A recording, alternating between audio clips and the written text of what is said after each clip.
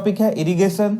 All living beings need water to live. आप जानते हैं कि जितने भी लिविंग ऑर्गेनिजम्स हैं उनको वाटर की आवश्यकता है। इसका मतलब क्या है कि जो लिविंग ऑर्गेनिज्म है उनके लिए वाटर बहुत ही एसेंशियल है उनके जीवन के लिए। तो आप जानते हैं कि प्लांट भी क्या है, प्लांट भी लिविंग ऑर्गेनिज्म है, तो उनके लिए भी वाटर बहुत ही एसेंशियल है। Water is important for proper growth and development of flowers, fruits and seed of plants. तो यहाँ पर जो बात बताया गया वही हम लोग लिख सकते हैं कि Y water is essential for plants. तो उसका आंसर जितना लिखा हुआ है उतना ही हम लोग लिख सकते हैं। तो यहां पर ये पहला लाइन लिख देंगे, all living beings need water to live, ये पॉइंट लिख देंगे। इसके बाद लिख देंगे कि water is important for proper growth. यहां पर वर्ड क्या लिखा हुआ है, प्रॉपर ग्रोथ एंड डेवलपमेंट। तो आपको ये वर्ड्स याद करते जाने हैं। मैंने बार बार बताया कि कुछ वर्ड्स आपको याद कर लेना है। तो प्रॉपर ग्रोथ एंड डेवलपमेंट ये वर्ड याद कर लेना है और उसके बाद सब आप बना के लिख सकते हैं। तो proper growth and development of सब चीज लिख सकते हैं, कुछ भी, फ्लावर्स हो गया, फ्रूट्स हो गया, लीव्स हो गया, सीड्स हो गया, कुछ भी, पूरा प्लांट हो गया, ये आप यहां पर लिख सकते हैं। तो प्लांट के पार्ट्स को आप लिख सकते हैं, पूरा प्लांट लिख सकते हैं, कुछ भी आप लिख देंगे आपका आंसर सही हो जाएगा। तो यहां पर हम लोग को वर्ड क्या याद करना पड़ेगा, प्रॉपर ग्रोथ एंड डेवलपमेंट, बस दो वर्ड याद करना पड़ेगा। और उसके बाद यहां पर हम लोग लिख सकते हैं प्लांट्स भी लिख सकते हैं, तो आंसर हमारा बन जाएगा। Water is absorbed by, water लिखा हुआ है, water is absorbed by the plant roots. तो आप जानते हैं कि वाटर कैसे एब्जॉर्ब होता है, प्लांट रूट के द्वारा होता है। आगे की क्लासेस में आप पढ़ेंगे किस प्रकार से रूट जो है वाटर का एब्जॉर्प्शन करेगा और जाइलम के द्वारा, जाइलम एक टिश्यू होता है जिसके द्वारा ये जो वाटर है वह क्या होगा, पानी प्लांट के ऊपर के भागों में चढ़ेगा। तो ये जो वाटर है उसी के साथ साथ बहुत सारे मिनरल्स भी रूट के द्वारा क्या होते हैं, एब्जॉर्ब होते हैं, जो कि प्लांट के ग्रोथ एंड डेवलपमेंट के लिए बहुत ही एसेंशियल हैं। Along with water, minerals and fertilizers are also absorbed। तो आप देख सकते हैं कि वाटर के साथ साथ मिनरल्स और फर्टिलाइजर्स को भी कौन एब्जॉर्ब करेगा, उसका रूट एब्जॉर्ब करेगा। Plant contain nearly 90% water.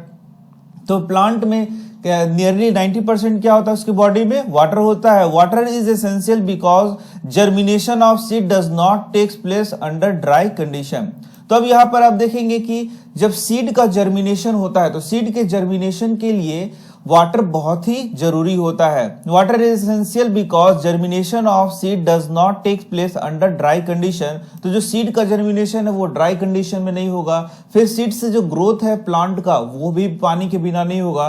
कुल मिला के आप समझिए कि प्लांट को ग्रो करने के लिए सीड से जर्मिनेशन से लेके उसके ग्रोथ के लिए वाटर बहुत ही जरूरी है। Nutrients dissolve in water get transported to each part of the plant. तो हम लोगों ने क्या देखा कि ये जो न्यूट्रिएंट्स है वाटर में डिजॉल्व फॉर्म में उसको रूट एब्जॉर्व करेगा और प्लांट के डिफरेंट पार्ट्स तक पहुंचाएगा। तो यहाँ पर मैंने पेड़ बना दिया है, तो यहाँ पर छोटा प्लांट भी है तो भी उसमें इसी प्रकार से होगा। ये देखिए, ये भी छोटा प्लांट भी करें, यहाँ ट्री बनाए, कुछ भी, ये तो प्लांट ही है ना।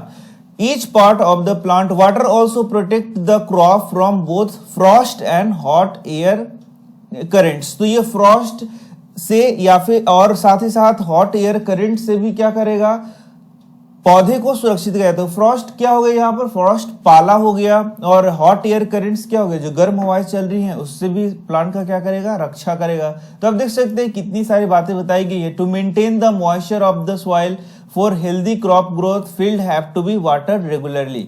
तो यहाँ इसके पहले हम लोग थोड़ा सा देख ले कि यहाँ पर क्या क्या बोला गया। यहां पर हम लोग को बोला गया कि वाटर बहुत ही जरूरी है।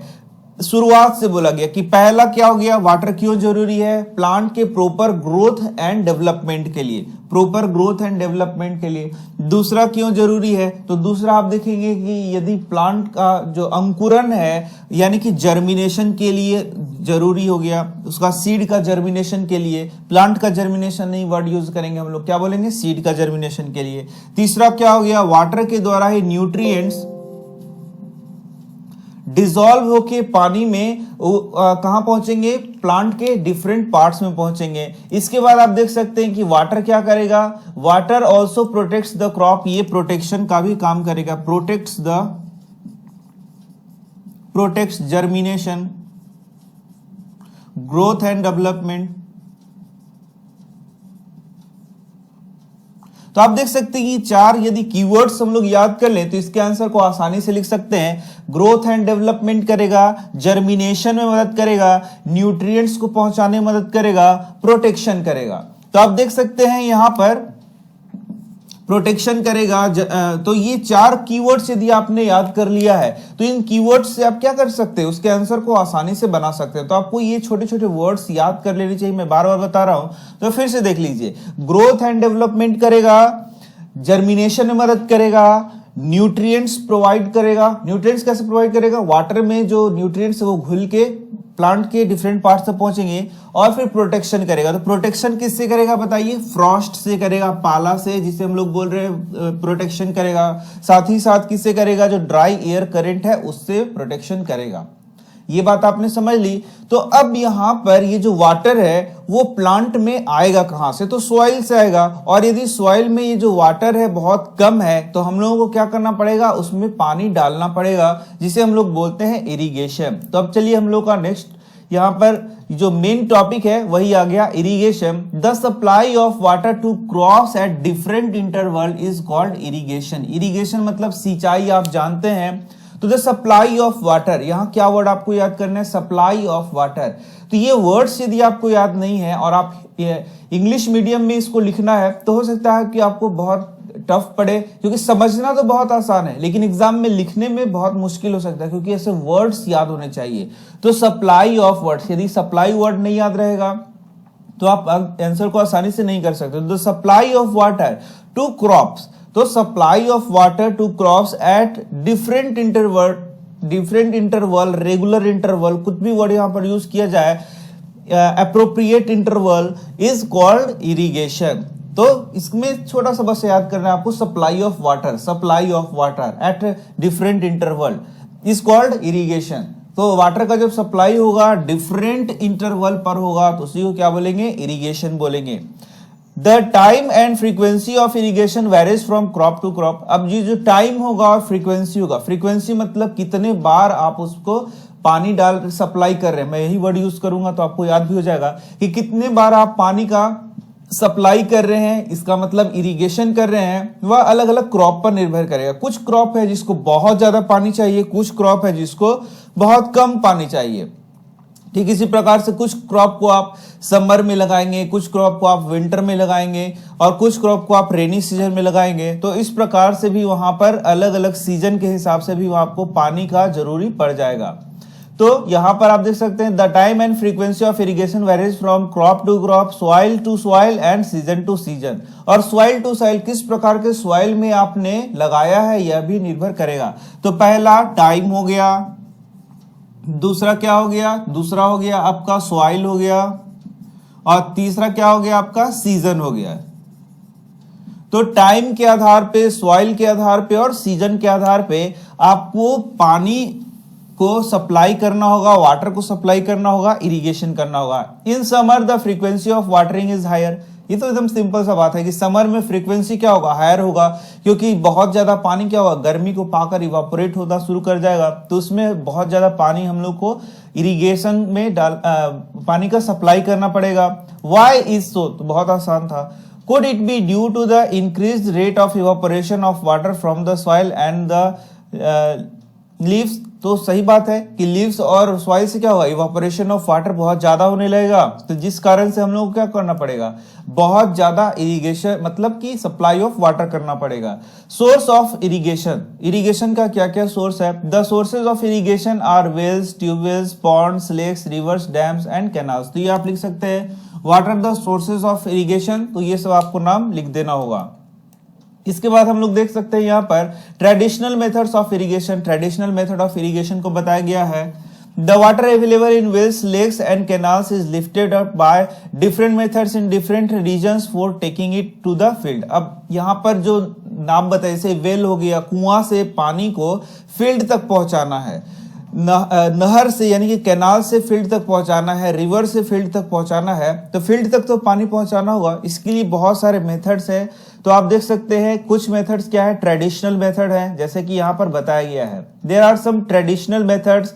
तो यहाँ पर सबसे पहला क्या हो गया, मोट हो गया, जो कि क्या पुल्ली सिस्टम है। तो यहाँ पर आप देख सकते हैं ये पुल्ली सिस्टम यहाँ पर दिखाया गया है, किस प्रकार से यहाँ पुल्ली के द्वारा, आपने देखा होगा कुएं में भी पानी पुल्ली के द्वारा खींचते हैं। तो ये जो व्यक्ति है ये देख सकते हैं पुल्ली, ये है पुल्ली, तो इस पुल्ली के द्वारा पानी को खींच रहा है कुएं से और फिर बटा रहा है, यानी कि उसको सप्लाई कर रहा है अपने फील्ड में। फिर चेन पंप हो गया, यहाँ देख सकते हैं चेन पंप को दिखाया गया है। फिर यहाँ पर देखली को दिखाया गया, आप देख सकते हैं देखली।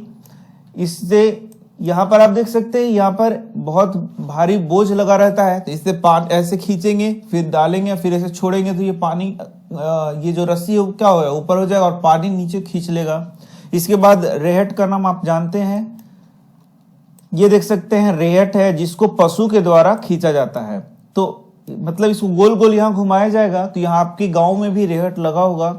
तो इस प्रकार से ये सब मेथड्स क्या हो गए, ये सब मेथड हो गए ट्रेडिशनल मेथड। तो ट्रेडिशनल मतलब प्राचीन समय से जिसको हम लोग यूज करते आ रहे हैं उसको हम लोग बोलते हैं traditional method. Pump are commonly used for lifting water, usually pump का यूज किया जाता है वाटर को लिफ्ट करने के लिए, जो कि diesel, biogas, electricity and solar energy से चलता है।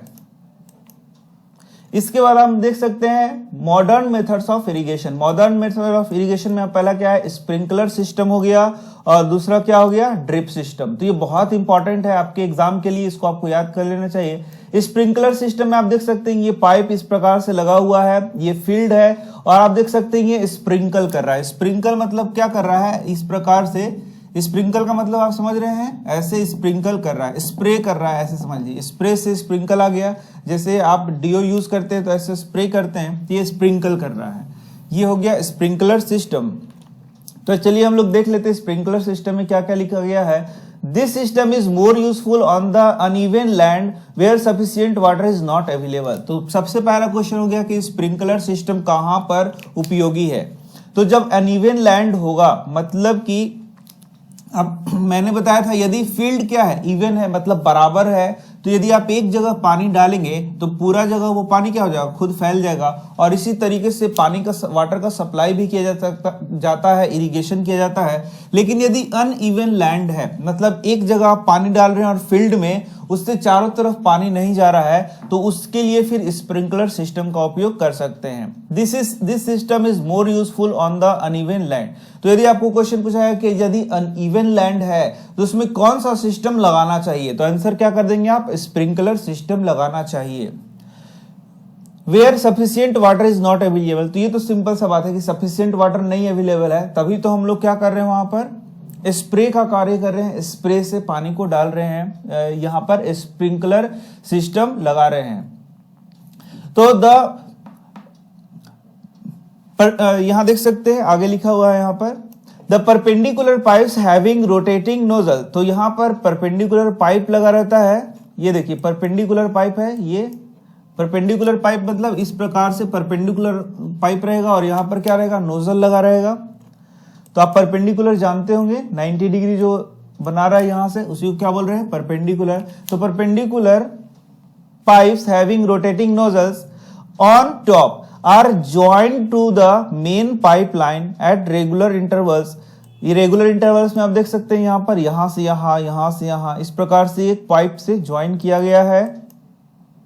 When water is allowed to flow through the main pipe under pressure, with the help of a pump, it escapes from the rotating nozzle। तो यदि पाइप से पानी गया एकदम pressure में, तो ये क्या होगा, नोजल रोटेट करना शुरू करेगा। Its gets sprinkled on the crops, तो ये स्प्रिंकल करेगा ऑन द, तो स्प्रे वर्ड हम लोग को नहीं यूज करना, हम लोग को स्प्रिंकल वर्ड यूज करना है। छिड़काव जिसको वर्ड यूज कहते हैं, छिड़काव on the crop as if it is raining. Sprinkler is very useful for sandy soil. तो स्प्रिंकलर बहुत उपयोगी है, किसके लिए, सैंडी सॉइल के लिए है।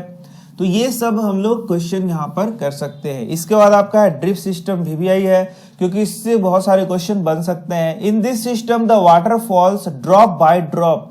तो ड्रिप सिस्टम में वाटर कैसे फ्लो होता है, ड्रॉप बाय ड्रॉप, जबकि स्प्रिंकलर सिस्टम में कैसे वाटर फ्लो होता है, स्प्रिंकल होता है, स्प्रिंकल छिड़काव टाइप का।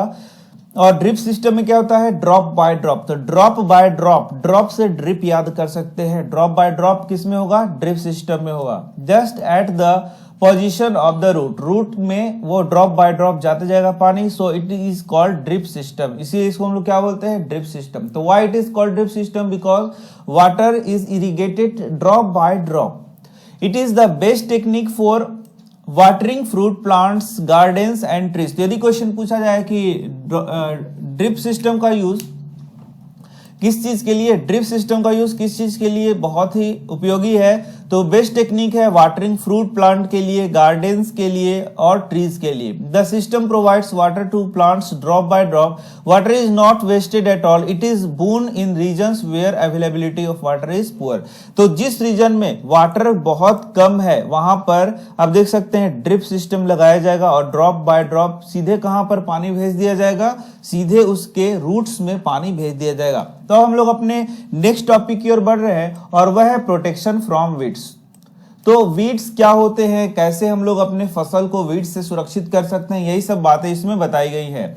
बूझो and Paheli went to a nearby wheat field. Boojho और पहेली एक व्हीट फील्ड में, मतलब कि वैसा फील्ड में जाते हैं जहां पर सिर्फ और सिर्फ गेहूं लगा हुआ है, and saw that there are some other plants in the field. लेकिन वो व्हीट फील्ड में जाते हैं, गेहूं के फील्ड में जाते हैं, लेकिन और भी प्लांट्स को देखते हैं कि बहुत सारे अदर प्लांट्स वहां पर उग गए हैं। तो क्या ये डिजायरेबल है प्लांट, वहां पर उगे हुए प्लांट क्या बहुत अच्छे हैं या फिर खराब हैं? तो इन्हें हम लोग क्या बोलते हैं, वीड्स बोलते हैं, जो कि क्या करेंगे, हम लोगों ने जो फसल लगाया है उसके न्यूट्रिएंट्स को एब्जॉर्ब करना शुरू करेंगे और हमारा फसल क्या हो जाएगा, खराब हो जाएगा। तो आप देख सकते हैं in a field many other undesirable plants may grow naturally along with the crop, these undesirable plants are called weeds। तो यहां पर एकदम सिंपल सा वर्ड आपको याद करना है, अनडिजायरेबल प्लांट। तो जो अनडिजायरेबल प्लांट है जो कि फील्ड में उग रहा है, फील्ड में ग्रो कर रहा है, दैट आर कॉल्ड वीड्स। तो यहां पर एक और वर्ड याद करना, आपको ग्रो भी वर्ड याद करना है। ग्रो वर्ड आपको नहीं याद हुआ, उग रहा है, क्या उग रहा है, उगना का क्या इंग्लिश होता है, तो ये सब याद रखना चाहिए आपको। तो दो वर्ड अनडिजायरेबल एंड ग्रो, दो वर्ड आपको याद रखना होगा। यदि आप दो वर्ड याद रखेंगे तभी आप इसका परिभाषा कर सकेंगे। तो मैं पूरे सीरीज में ही आपको बताता हूं कि आपको कुछ ना कुछ नया वर्ड्स, आप क्लास 8th में है तो नए वर्ड्स आपको याद करने चाहिए, तभी आप यहां पर अच्छा कर सकेंगे, एग्जामिनेशन में अच्छा कर सकेंगे। तो the desirable plants are called weeds. तो ये अनडिजायरेबल प्लांट कहां ग्रो कर रहे हैं, वे क्रॉप फील्ड में ग्रो कर रहे हैं। तो फिर से हम लोग देख सकते हैं in a field many undesirable plants, other word नहीं यूज करेंगे तो बोलेंगे in a field many undesirable plant may grow naturally along with the crop, these undesirable plants are called weeds। तो those undesirable plants which grow in the field are called weeds। तो जो undesirable plant field में उग रहे हैं, grow कर रहे हैं, उन्हें हम लोग क्या बोलेंगे, वीड्स। अनडिजायरेबल मतलब हम लोग को डिजायर नहीं है, इच्छा नहीं है कि वो वहां पर उगे। उससे क्या होगा, वो क्या करेगा, वो जैसे मैंने बताया, वो हम लोग ने जो फसल को उगाया है उससे कंपीट करेगा, उस न्यूट्रिएंट्स को एब्जॉर्ब करना शुरू करेगा और हमारे फसल को दबा देगा। The removal of weeds is called weeding. तो ये भी वीवीआई क्वेश्चन हो गया कि वीडिंग क्या हो गया, तो the removal of weed, weed के रिमूवल को हम लोग क्या बोलेंगे, वीडिंग। तो रिमूवल वर्ड यहां पर आपको याद करना होगा, the removal of weed is called weeding. Weeding is necessary since weeds compete with the crop plants for water, nutrient, space and light। तो why weeding is very essential, weeding क्यों जरूरी है, क्योंकि हम लोग देख सकते हैं weeding is necessary since weeding compete with weeds compete, weed क्या करते हैं, compete करते हैं। compete ये वर्ड आपको याद कर लेना है कि weeds compete करते हैं with crop plant, जो crop हम लोगों ने लगाया है, किस चीज के लिए compete करते हैं, तो वाटर के लिए, न्यूट्रिशन के लिए, न्यूट्रिएंट्स जो यहाँ पर लिखा हुआ है, तो न्यूट्रिशन के, न्यूट्रिएंट्स के लिए ऐसा वर्ड यूज करेंगे हम लोग, स्पेस के लिए, जगह के लिए, लाइट के लिए। तो वाटर हो गया, न्यूट्रिएंट्स हो गया, जगह हो गया, सनलाइट हो गया, इन सब के लिए कौन कंपीट करेगा, वीड कंपीट करेगा। और वीड यदि कंपीट करेगा तो उन सब चीजों को ये अवशोषित करेगा, तो हमारा प्लांट क्या हो जाएगा, कमजोर पड़ जाएगा, हमारा जो क्रॉप है वो कमजोर पड़ जाएगा। That's why we need weeding, हम लोग को वीडिंग की आवश्यकता होती है,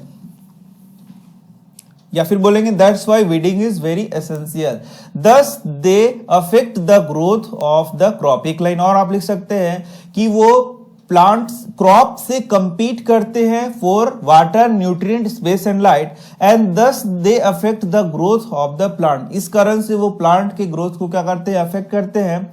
इस कारण से उनको क्या करना चाहिए, हटाना चाहिए, या फिर वीडिंग का प्रोसेस बहुत ही जरूरी है। Some weeds interfere even in harvesting and may be poisonous for animals and human beings. तो एक लाइन और भी आपका आ गया यहां पर, यदि आप लिखना चाहें तो, कि कुछ वीड्स जो है जब हार्वेस्टिंग मतलब जब कटाई होगा तो उसी के साथ वो हमारे फसल के साथ चले जाएंगे, और जब उनको अच्छे से अलग नहीं किया जाएगा तो वो बहुत पॉइजनस हो सकते हैं, और ह्यूमंस को और जो पशु हैं, एनिमल्स हैं जो उनको खा सकते हैं, उसको क्या कर सकता है, बहुत हार्म कर सकता है। तो ये भी लाइन यदि आपको ज्यादा याद होता है तो ज्यादा लिख लीजिए, 3 पॉइंट्स लिख लीजिए। Farmers adopt many ways to remove weeds and control their growth. तो वीडिंग के लिए फार्मर्स बहुत सारे मेथड्स का यूज करते हैं। तो सबसे पहला मेथड क्या हो गया, what are the methods that farmer used for weeding. तो पहला क्या हो गया, टिलिंग। पहला क्या हो गया, टिलिंग। टिलिंग बिफोर सोइंग, पहले ही टिलिंग कर देना है, मतलब बीज बोने के पहले टिलिंग कर देना है। Before sowing of crops helps in uprooting and killing of weeds. तो अपरूट मतलब जो वीड्स है वो उखड़ जाएंगे और वो मर जाएंगे, which may then dry up and get mixed with the soil. The best time for removal of weeding is before they produce flowers and seeds। तो वीडिंग का सबसे अच्छा टाइम क्या है, जब वीड्स मतलब क्या हो गया, प्लांट्स हो गए जो कि अनडिजायर्ड प्लांट है, तो उनमें जब फ्लावर और फ्रूट नहीं आया है तभी उसको हटा दिया जाए तो ज्यादा बेहतर है। The manual remover include physical removal. The manual removal includes physical removal of weeds by uprooting or cutting them close to the ground। इसके बाद दूसरा क्या हो गया आपका, मैनुअल रिमूविंग हो गया। मैनुअल मतलब हाथ के द्वारा उसको रिमूव किया जा सकता है। Manual removal includes physical removal of weed, physically remove करना है वीड्स को। बाय अपरूटिंग मतलब उसके रूट को उखाड़ देना, और cutting them close to the ground, या फिर उसको जड़ के नजदीक से काट देना। तो ये भी दूसरा तरीका हो गया, मैनुअल रिमूविंग हम लोग बोल सकते हैं। तो मैनुअल रिमूविंग कब होगा, जब वीड्स आ चुके हैं तब। लेकिन वीड्स आए ही ना, उसके लिए हम लोग क्या करेंगे, टिलिंग करेंगे, पहले ही खेत को हम लोग जोत देंगे। इसके बाद आप देख सकते हैं this is done with the help of खुरपी।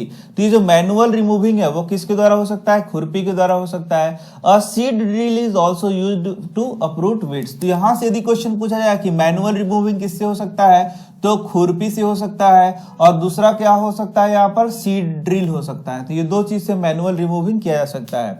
Weeds are also controlled by using certain chemicals called weedicide। तो तीसरा पॉइंट क्या हो गया, WEEDICIDES, weedicides का उपयोग। तीन चीज हम लोग लिख सकते हैं, टिलिंग किया जा सकता है, मैनुअल रिमूविंग किया जा सकता है, और वीडिसाइड का प्रयोग किया जा सकता है वीडिंग के लिए, मतलब कि वीड्स से निजात पाने के लिए। तो जैसा कि वीडिसाइड क्या होता है, जो वीड्स को मारे उसे हम लोग क्या बोलेंगे, वीडिसाइड। जैसे कि जो इंसेक्ट को मारे इंसेक्टिसाइड कहेंगे, इस प्रकार से जो वीड्स को मारेगा उसको हम लोग क्या बोलेंगे, वीडिसाइड कहेंगे। तो इसमें what are weedicides, that kills the weeds are called weedicide. इसके बाद आएगा आपका कि एक उदाहरण दीजिए, तो 2,4-D। 2,4-D क्या है, वीडिसाइड है। They are spread in the fields to kill the weeds, they do not damage the crop. वो क्रॉप को तो डैमेज नहीं करते। The weedicides are diluted with water to the extent required and spread in the fields with a sprayer. तो यहां पर क्या कर जाता है, देख सकते हैं आप, यहां पर जो वीडिसाइड है उसको ले लिया जाएगा, और उसमें हिसाब जितना मात्रा बताया जाता है उस हिसाब से उसमें पानी मिलाया जाएगा, और उसको डाइल्यूट मतलब पतला किया जाएगा, और स्प्रेयर के द्वारा यहाँ पर स्प्रे कर दिया जाएगा। तो उससे क्या मर जाएगा, वीड्स मर जाएगा, लेकिन आपका प्लांट बचा रहेगा, आपका क्रॉप बचा रहेगा। तो यहाँ स्प्रे देख सकते हैं, स्प्रेइंग वीडिसाइड। वीडिसाइड को ये क्या कर रहा है, स्प्रे कर रहा है। तो जो क्वेश्चंस थे मैंने आपको बता दिया, वीडिसाइड के बारे में बता दिया, फिर मैनुअल जो वीडिंग हम लोग करेंगे उसके बारे में बता दिया। देख सकते हैं ये वीडिंग, ये मैंने वीडिंग क्या होता है ये भी बता दिया। As already mentioned the weedicide are sprayed during the vegetative growth of weeds before flowering and seed formation. Spraying of weedicide may affect the health of farmers, so they should use these chemicals very carefully. They should cover their nose and mouth with a piece of cloth during spraying of these chemicals. तो आप देख सकते हैं यहाँ पर जो weedicide का छिड़काव है कब किया जाएगा, जब वो जो वीड है उसमें फ्लावर नहीं आए हैं उसके पहले ही उसमें वीडीसाइड का छिड़काव कर दिया जाएगा। ये पहला पॉइंट। दूसरा, जब स्प्रे का छिड़काव किया जाता है तो ये तो बहुत हार्मफुल है ह्यूमन बॉडी के लिए, तो मुंह पे कपड़ा लगा के ही इसको स्प्रे करना चाहिए क्योंकि ये हार्मफुल केमिकल्स होते हैं, बहुत प्रकार की इससे बीमारियां होती है। और आपको ये समझना चाहिए कि फार्मर्स हमारे लिए कितना हार्डवर्क करते हैं, कितने बीमारियों से जूझते हैं, फिर हमारे लिए भोजन का इंतजाम हो पाता है और हम लोग आराम से बैठ के उस भोजन को खाते हैं। तो किसान का हम लोग को हमेशा शुक्रिया अदा करना चाहिए, ये भी आपको नहीं भूलना चाहिए क्योंकि आप देख रहे हैं कितने हार्मफुल केमिकल्स से वे हमेशा जूझते हैं। उन हार्मफुल केमिकल्स से बहुत प्रकार की बीमारियां भी हो सकती है। तो इस प्रकार से ये टॉपिक यहाँ पर खत्म हो रहा है। अब हम लोग पढ़ेंगे नेक्स्ट टॉपिक, वह है हार्वेस्टिंग। तो आप देख सकते हैं हमारा जो सेकेंड लास्ट टॉपिक है और यह है हार्वेस्टिंग। तो हम लोगों ने शुरू से देख लिया कि किस प्रकार से हम लोग फसल को लगाने के लिए मिट्टी को ठीक करते हैं, फिर हम लोग बुआई करते हैं, उसके बाद हम लोग इरिगेशन करते हैं, फर्टिलाइजर्स का यूज करते हैं और हम लोग एकदम धीरे धीरे अब अपने लास्ट टॉपिक की ओर आ गए हैं और यह है हार्वेस्टिंग। तो हार्वेस्टिंग वह टाइम है जब हम लोग अब फसल को काटेंगे, इसका मतलब जब फसल तैयार हो जाएगा तो उसको काटा जाएगा। Harvesting of crop is an important task, ये भी बहुत इंपॉर्टेंट टास्क है। The cutting of crop after it is mature is called harvesting. तो यहां पर आप देख सकते हैं वर्ड आपको याद कर लेना है, cutting, the cutting of crop. Question क्या आएगा, व्हाट इज हार्वेस्टिंग, तो आपको क्या करना है, कटिंग ऑफ क्रॉप, या आप बोल सकते हैं कटिंग ऑफ मैच्योर क्रॉप। तो यहाँ पर मैच्योर वर्ड याद करना है, मतलब क्रॉप जब बड़ा हो चुका है उससे ग्रेन्स हम लोग को निकालना है, तो उस टाइम में जब उसका कटिंग किया जाएगा उसी को हम लोग क्या बोलेंगे, हार्वेस्टिंग। तो cutting of crops after it is mature it is called harvesting, इसे ही हम लोग क्या बोलते हैं, harvesting. In harvesting crop are pulled out और cut close to the ground. तो इसमें हम लोग दो प्रकार से हार्वेस्टिंग कर सकते हैं। तो यदि मान लीजिए कि ये पौधा है तो इसको या तो पुल्ड किया जा सकता है, मतलब खींच के निकाला जा सकता है जड़ से, और दूसरा यहाँ ग्राउंड से सटा के इसको काटा जा सकता है। It usually takes 3 to 4 months for a cereal crop to mature। तो आप जानते हैं कि अलग अलग जो क्रॉप होते हैं उसका जो लाइफ स्पैन है वो अलग अलग होता है। तो कुछ क्या होंगे 3-4 महीने में मैच्योर हो जाएंगे, कुछ को 6 महीने लग सकता है, और कुछ ऐसे क्रॉप होते हैं जिनको सालों टाइम लग सकता है। तो आप देख सकते हैं यहाँ सीरियल का बात किया गया है। सीरियल जो मैंने बताया था आपको, धान हो गया, गेहूं हो गया, जो अनाज है उसे हम लोग क्या बोलेंगे, सीरियल। तो सीरियल क्रॉप को मैच्योर होने में कितना टाइम लग जाएगा, 3 to 4 मंथ लग जाएगा। तो यदि क्वेश्चन पूछा जाए कि सीरियल को मैच्योर होने में कितना टाइम लग जाएगा, उसको कब हार्वेस्ट किया जाए, तो 3-4 महीने में वो मैच्योर हो सकते हैं और उनको हार्वेस्ट किया जा सकता है। तो हार्वेस्टिंग सिंपली का क्या मीनिंग हो गया, कटिंग ऑफ मैच्योर क्रॉप। अब आप देख सकते हैं harvesting in our country is either done manually by sickle और बाय मशीन कॉल्ड हार्वेस्टर। तो हार्वेस्टिंग दो तरीका से किया जा सकता है जो कि यहाँ बताया जा रहा है। पहला क्या हो गया, मैनुअली। मैनुअली मतलब हाथ के द्वारा किया जा सकता है, सिक्कल से। सिक्कल आप देख सकते हैं, हंसुआ जिसको हम लोग बोलते हैं, तो सिक्कल के द्वारा किया जा सकता है, इस प्रकार से ऐसे काट काट के किया जा सकता है। और दूसरा होता है हार्वेस्टर। तो यहां पर पहले आपको क्या लिख देना है, सिक्कल, और दूसरा क्या हो गया, हार्वेस्टर। इस प्रकार से हम लोग हार्वेस्टिंग को हार्वेस्टर के द्वारा कर सकते हैं जो कि मशीन है, और हाथ से कर सकते हैं जो कि क्या हो गया, सिक्कल हो गया। In the harvested crop the grain seed need to be separated. अब जो क्रॉप हार्वेस्टेड हो गया मतलब धान को क्या किया, अपने उसके जड़ से थोड़ा सा ऊपर काट के ले आया, और काट के लाया और अपने घर के पास कोई फील्ड में आपने उसको रख दिया। तो अब उसको हम लोग सेकंड स्टेप क्या करेंगे, उसमें से धान में से हम लोग क्या करेंगे, चावल के दाने को निकालेंगे। तो वही हो गया, यहां पर आप देख सकते हैं। तो in the harvested crop the grain seeds need to be separated. जो ग्रेन का सीड है उसको हम लोग को क्या करना पड़ेगा, सेपरेट करना पड़ेगा फ्रॉम द चाफ। तो आप देख सकते हैं जो भूसी है उससे ग्रेन को क्या करना है, अलग होना है, और उसी को हम लोग क्या बोलेंगे, थ्रेशिंग। तो यहां से क्वेश्चन आ जाएगा व्हाट इज थ्रेशिंग। तो थ्रेशिंग क्या हो गया, जब हम लोग चाप से क्या करेंगे, ग्रेन्स को अलग करेंगे। The separation of grains from the चाप, सीधे आंसर कर सकते हैं सेपरेशन। सेपरेट वर्ड से क्या यूज करेंगे, separation of grain. Separation of grain from chaff मतलब क्या हो गया, भूसी। तो separation of grain from chaff, from the chaff is called threshing. इसी को हम लोग क्या बोलते हैं, threshing. This is carried out with the help of machine called combine, which is in fact a combined harvester and thresher. तो आप देख सकते हैं यहाँ जो हम लोग थ्रेसिंग का कार्य करते हैं वह कंबाइन के द्वारा करते हैं। तो यदि क्वेश्चन पूछा जाए कि एक मशीन का नाम बताओ जिससे थ्रेसिंग किया जाए, तो नाम क्या है, कंबाइन।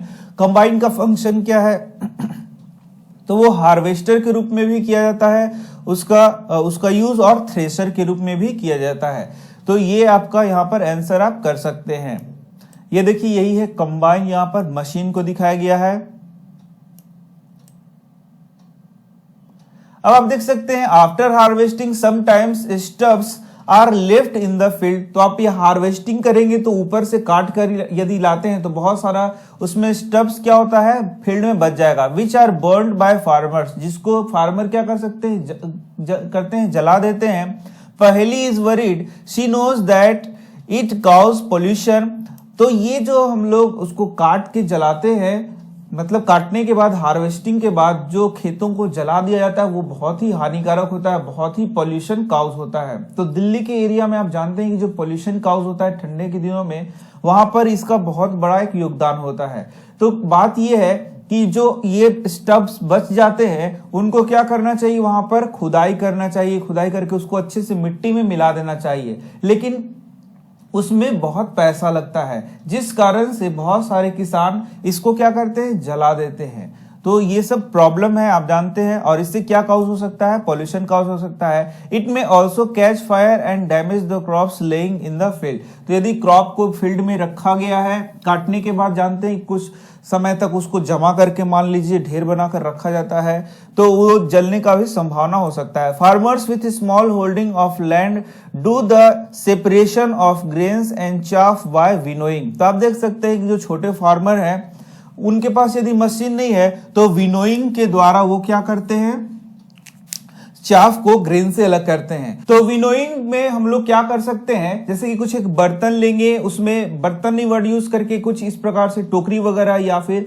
लंबा लंबा कुछ होता है जो किसान यूज करते हैं, उसमें हम लोग यहाँ पर चाफ के साथ जो ग्रेन है उसको डाल देते हैं, फिर इसको विनोइंग करते हैं। मतलब हवा जो है क्या करेगा, उसमें से चाफ को अलग कर देता है, और जो बच जाता है वो क्या होता है, ग्रेन होता है। तो इसको आप विनोइंग कहते हैं हम लोग।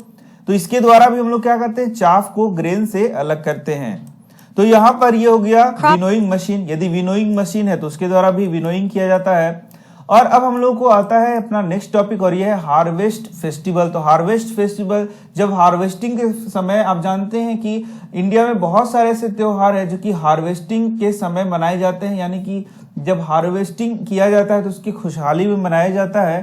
तो आप देख सकते हैं आफ्टर 3 और 4 months of hard work there comes a day of the harvest. तो 3-4 महीने की मेहनत के बाद एक दिन आएगा जहां पर हार्वेस्टिंग हो सकता है। The sight of golden fields of standing crop laden with grain fills the hearts of farmer with joy and a sense of well-being। तो जब किसान अपने खेतों में जाता है तो लहलहाते हुए फसलों को देखता है, तो आप देख सकते हैं गोल्डन फील्ड्स, मतलब जब वहां पर वह, उस टाइम आप खेत को देखेंगे तो वह पूरा एकदम वो सूखा सूखा लगेगा, लेकिन वहां पर जो क्रॉप होंगे वह एकदम गोल्डन कलर में आपको दिखेंगे। मतलब किसान को इसको देख के बहुत खुशी होता है अपने फसल को, जब वो देखता है कि उसका फसल काफी अच्छा हुआ है। The effects of the past season have borne fruit and it is time to relax and enjoy a little। तो यही टाइम होता है, the period of harvest is thus a great joy and happiness in all parts of India। तो आप देख सकते हैं men and women celebrate it with great enthusiasm, special festivals associated with harvest. यहाँ से यदि आपको क्वेश्चन आएगा कि which are the special festivals associated with harvest season, तो आप कुछ नाम लिख सकते हैं, जैसे कि पोंगल है, बैसाखी है, बिहू है, ये सारा क्या है, और भी नाम आप देख सकते हैं यहाँ पर लिखा हुआ है। तो ये सारे क्या है, बहुत ही इंपॉर्टेंट फेस्टिवल है जो कि किससे रिलेटेड है, हार्वेस्टिंग सीजन से, हार्वेस्ट से रिलेटेड है। मतलब जब खेतों में से अनाज नहीं वर्ड यूज करेंगे तो बोलेंगे कि क्रॉप को काट कर जब किसान अपने घरों में ला रहा है तो काफी खुश है, और उस खुशहाली में वो क्या करता है, वो फेस्टिवल को मनाता है। तो आप इन फेस्टिवल्स का नाम लिख सकते हैं। अब जब हम लोग ग्रेन्स को उस क्रॉप से अलग कर लेते हैं, तो अब हमारा जो नया चीज आता है वह है स्टोरेज, उसको सही से स्टोर किया जा सके। तो यहां पर आप देख सकते हैं, storage of produce is an important task. If the crop grains are to be kept for longer time, they should be safe from moisture. तो यदि ये जो आप ग्रेन्स जो आपने उगाया है, क्रॉप ग्रेन्स उगाया है, अब यहाँ पर क्रॉप वर्ड यूज नहीं करके हम लोग ग्रेन वर्ड यूज करेंगे। तो ग्रेन जो हम लोगों ने उगाया है उसको क्या करेंगे, हम लोग को सेफ रखना पड़ेगा ताकि वो ज्यादा दिनों तक टिक सके और उसको हम लोग उपयोग में ला सके। तो ये जो ग्रेन्स हैं उसको हम लोग kept for longer time, they should be safe from moisture, insect, rats and micro organism. तो यहां से यदि क्वेश्चन आएगा कि यदि क्रॉप ग्रेन्स को किन किन चीजों से बचाना चाहिए, तो सबसे पहला चीज तो हो गया मॉइस्चर, क्योंकि यदि मॉइस्चर की जगह जहां पर ज्यादा मॉइस्चर है वहां पर मॉइस्ट कंडीशन में आप रखेंगे तो वो ग्रेन्स क्या हो जाएंगे, खराब हो जाएंगे, उसमें माइक्रो ऑर्गेनिज्म का हमला हो सकता है और वो क्या हो सकता है, सड़ सकता है। इंसेक्ट्स के द्वारा आपको बचाना पड़ेगा, रैट्स के द्वारा रैट्स से बचाना पड़ेगा। तो ये आप देख सकते हैं मॉइस्चर से, इंसेक्ट से, रैट से और माइक्रो ऑर्गेनिज्म से आपको क्या करना पड़ेगा, इसका सुरक्षा करना पड़ेगा। The fresh crop has more moisture. तो जानते हैं कि जो फ्रेश क्रॉप होता है, फ्रेश क्रॉप ग्रेन होता है, वो क्या होता है, उसमें बहुत मॉइस्चर होता है, इसलिए आपको क्या करना होगा, उसको सुखाना पड़ेगा। If freshly harvested grain seeds are stored without drying, तो सुखाना वर्ड को यहाँ पर ड्राइंग वर्ड यूज किया गया, उसको आपको याद करना पड़ेगा। They may get spoiled or attacked by organism losing their germination capacity। तो यदि उसको बिना सुखाए आप रखेंगे तो वो बहुत सारे उसमें जो माइक्रो ऑर्गेनिज्म है वो अटैक कर सकते हैं और उसको स्पॉइल कर सकते हैं, जिससे कि फिर यदि आप उसको आगे के सीजन में लगाना चाहेंगे तो वो नहीं लगा पाएंगे, उसमें जर्मिनेशन फिर नहीं हो सकेगा। Hence before storing them the grains are properly dried in the sun to reduce the moisture in them। तो यहां से क्वेश्चन आएगा why the grains are dried before storage। Grains को स्टोर करने के पहले ड्राई क्यों करना चाहिए, तो उसका आंसर आप 2-3 पॉइंट्स में यहाँ लिख सकते हैं जो कि यहाँ पर मैंने बताया। This prevents the attack by insect, paste, bacteria and fungi. तो आप देख सकते हैं ये क्या करेगा, अटैक, पेस्ट के अटैक से बचाएगा, बैक्टीरिया के अटैक से बचाएगा और फंजाई के अटैक से बचाएगा, जिससे कि आपका जो अनाज है वह सड़ेगा नहीं। Farmers store